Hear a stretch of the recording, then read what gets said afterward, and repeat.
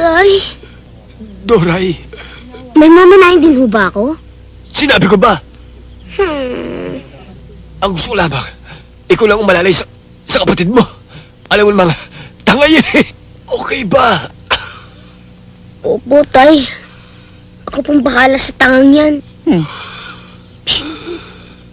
Itay naman kung ano-anong sinasabi ninyo eh. Kita nyo ang dami-daming tao eh.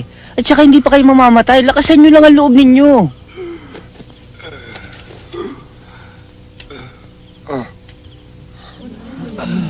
Magagamit mo yan sa iyong kagipitan at maililigtas ka sa kahit anong kapamakan. Ang ibig niya sabihin ni Tay, may agimat ang kahon na ito? Magiging Siramon Revilla ako? Pwede na akong maging senador? Ayos ba mga kapitbahay?